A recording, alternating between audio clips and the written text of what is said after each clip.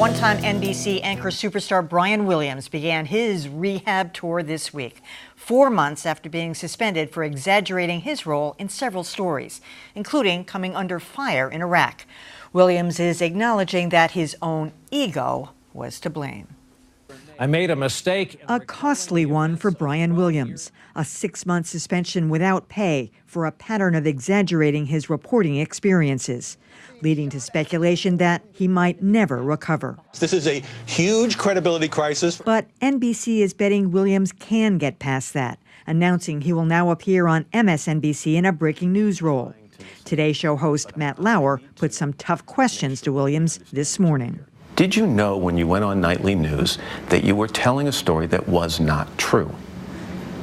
No. It came from a bad place. Looking back, it is very clear. I never intended to. Did you give thought at the time to going on the air and saying I lied? It's not what happened. What happened is the fault of a whole host of other sins. What happened is clearly part of my ego getting the better of me. But Williams dodged a question, asking what else he reported that was untrue. It is clear, and in many cases, years later, I said things that were wrong. 1 is too much. Any number north of 0 is too many. We can't have it. The question now for NBC, will the viewers have it? MSNBC ratings have been in free fall, but whether Williams helps or hinders is an open question. By the way, we were just talking about Matt Lauer. That was one of the best interviews I've ever seen in my life. He really put his feet to the fire. I was squirming watching that interview. As for NBC's handling of this, I have to say I don't agree with it at all. I mean, NBC and the other networks have been pulling people off the air, firing people wholesale for decades just to save money. In this case, they're just trying to save face with somebody. I mean, and is MSNBC such a lesser product that you can put somebody who prevaricates on that network and not the other? I mean, you can just imagine the high-level negotiations going on between Bob Barnett, who's his attorney, and the people at NBC. I mean, he probably dropping from $10 million a year to $2 million or something like that. No one else could have survived this, and it's wrong. I feel bad for Brian Williams. I wish it hadn't happened, but he should have he should have done the dignified thing and resigned himself. You know, John's mentioning of NBC's poor judgment is the perfect segue to this, because this is excruciatingly bad judgment. Here you have a guy who can't be trusted with the news. So they've made a decision that, okay, MSNBC's falling apart.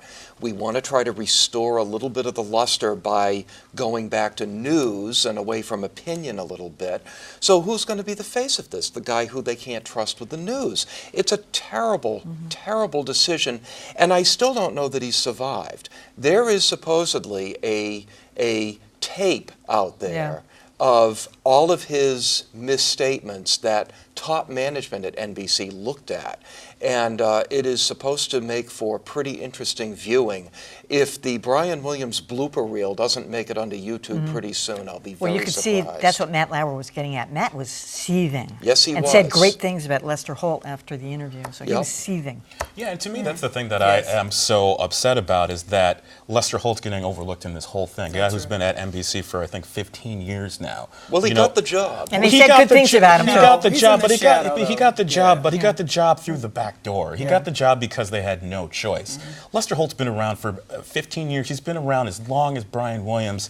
Admired, respected by most accounts. He was doing double duty after this whole thing went down, and now they sort of have, it's not, the story isn't Lester Holt elevated, the story is Brian Williams demoted to AAA. And to me, that's so upsetting. It reminds me of when Jill Abramson was fired from the New York Times, and Dean Baquet came in. He was the first African-American editor, and it's like you have these two situations where the story is of one about turmoil, and instead of the credits of this journalist and what they've done and why they're being elevated to this new job. Well, but there was a big story about why she got fired, too. There was, too, and there's nothing wrong with that. I'm going to push back on that one. She was the first female editor, too. Absolutely, and that's, I mean, I think both of those are important. That was competing.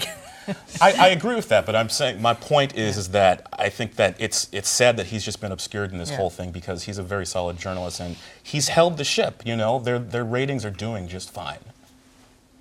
Oh, I agree. My concern is about Lester Holt, who is not just about, I want people to understand, it's not just about his seniority there. It's about his reportorial skills and his anchoring skills of the highest caliber. He has reported everywhere. In fact, credential-wise, and you look and see where he's reported and what circumstances, he's much more than Brian Williams ever has. And so here we have NBC.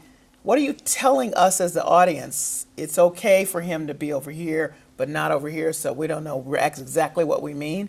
Somebody suggested that maybe it was an opportunity to see how the audience will respond, and so that was a chicken way they took. I will just say I'll be fascinated to see, not immediately because there'll be a sort of a freak show aspect. Oh, let's look at Brian Williams. In a few months, does he generate a ratings bump? Nowhere to go but up on MSNBC. That might indicate that the public, or a slice of it, cares less about all these issues surrounding him than others in the media. Well, like Indominus Rex in Jurassic World, I think he's going to get out. Okay. I stole that from Derek.